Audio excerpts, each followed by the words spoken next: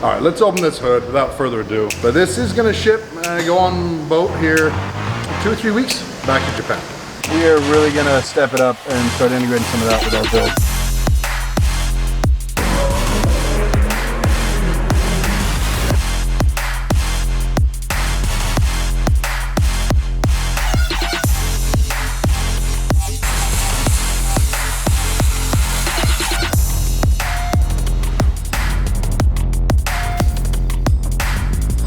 Welcome back to part 2 of this week's episodes.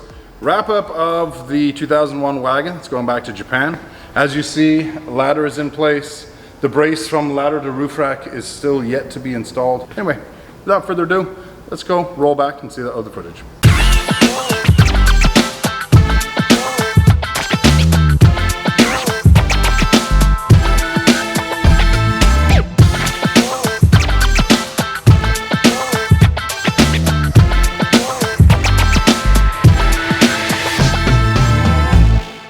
Without further ado, let's get to the H1. This thing is one we highlighted a little while ago. It's for a customer over in Japan. We did the Duramax swap, our standard build. 12K half shaft, 12-inch brakes, ARP head studs, main studs, manifold, all that underneath the hood that we're gonna check out here soon. But this is gonna ship, go on boat here like 2 or 3 weeks back to Japan. So without further ado, let's check this thing out. Fairly well outfitted with a fresh paint job when he came over here. But he did have the original light package. So we did our LED package. Amber's in the front, red's in the rear, our turn signals, and the LED headlights up front. Love that kit. I think it's both safety for the operator and for when you're on the road. You'd be a lot more visible. Those tail lights in the back, they are way better than they were. You are losing it. I don't know. So good luck editing. Keep going. We're gonna get our money's worth. Leave this shit in there. We're gonna get our money's worth out of Epic Productions today. So back to this. As we got this truck, it was fresh from paint, like I just said. We did install all the factory rubber and gaskets. Kind of standard for what we do on our paint jobs. Everything gets pulled out. All rubber is replaced. They'd done this paint and left the windshields in there, so we didn't get a chance to change those. And obviously everything was already fitted, so you don't see our typical stainless package that we use to complement our paint. I have a truck, it's a soft top. We're gonna start seeing a lot of that here soon. It's going back together. The dream team, Randy and Jared, are pushing back together now. There you'll see an example of how our paint works. All right, let's open this hood without further ado. Check out that Duramax. We are gonna be able to take a run in this later. I don't really wanna do it for the comparison's sake.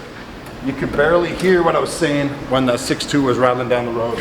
You're gonna see and tell, hopefully you can pick it up in the video, the improvements in the drivability with the Duramax.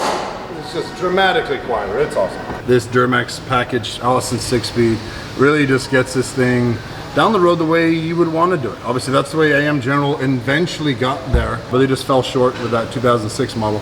The 6-speed Allison is a dramatic increase over the 2005 of the Alpha. The LBZ LMM is a dramatic increase over the LLY that was offered in the Alpha.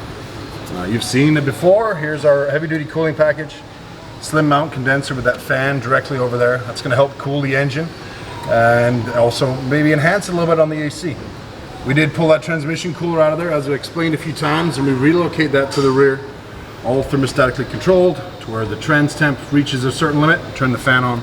ECT reaches a certain limit, it'll turn these fans on. You turn your AC on, it go ahead and triggers it, because we consider that AC pump a load on the engine, so we want to make sure you keep that engine really cool. You'll see we only added one electronic component. This is really the brains or the power plant behind our Duramax swap. We can integrate really well with the existing system. We just have a supporting ECM, TCM relay and fuse system here. Power's right around that 500, 550 range. Torque is at 850, 900. It's great. The only other thing that we're gonna stiff neck, but I'm gonna keep going until he really wants me to stop rambling. I could go on for days, to be honest with you. I know. I've never really even noticed or mentioned this, but our intercooler pipe it's actually integrated. We have a bracket off here that holds onto the head, because we're boosting factory 37 pounds of boost. So this brace back here is great because it stops that from blowing off. We do use a factory constant tension clamp with the intercooler clamps throughout to retain and hold in that 37 pounds of boost. And yeah, I think without further ado, hope that suffices Jason's wants for the descriptions in here. Let's go inside and take a look.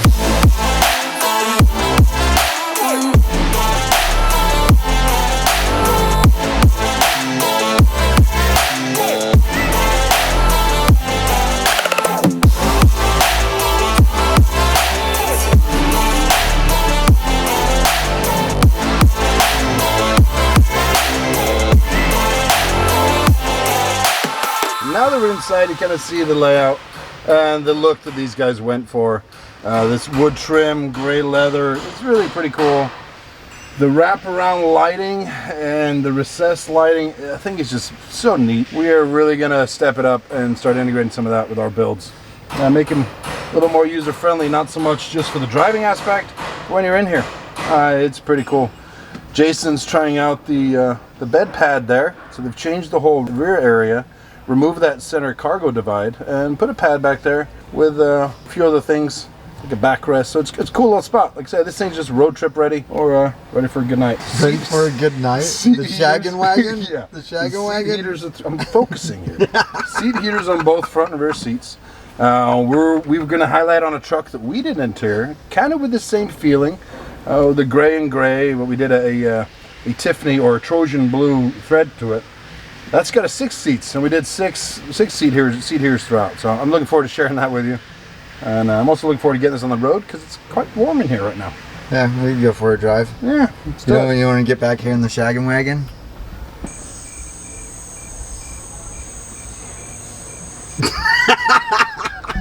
Doesn't even validate a response. Jeez, see what I got to work with, man. So now we're behind the wheel of this 2001 H1 Duramax swapped Japanese treatment throughout the interior, which is very cushy. This thing drives like a dream with those street tires on there, and I'm used to the mud snow rated Toyos or Nittos, but this thing's just awesome. You can tell right away on your side, I assume, the difference in what you can hear, the way you can hear what I'm saying, you can pick up what I'm saying. Jason and I can have a conversation, which I choose not to do. It's awkward, but yeah, it's okay. Yeah, we'll get into that in the vlog. It's very awkward. But it's just a phenomenal vehicle. You know, the original iconic 6.5 turbo diesel, tried and true, is great. But to take it to current condition where you get the drivability out of it, the miles per gallon, the acceleration, it's all there. It's just a full package. You know, it's amazing how the one change of the whole driveline and powertrain make it such a better vehicle. So we're gonna get out here, take a right, and then just exercise this a little bit so you kind of see what we're doing.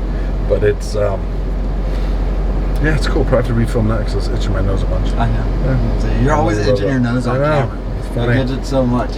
Yeah. It's like so weird. I think I got allergies to you. That's what it is. Are you allergic to me? But it drives great. It's quiet. It's smooth. Phenomenal vehicle. I just got to, you know, even though everyone's got their opinion about chrome wheels, I just got a cool stance to it. That 2-inch body lift really sets it off, I think.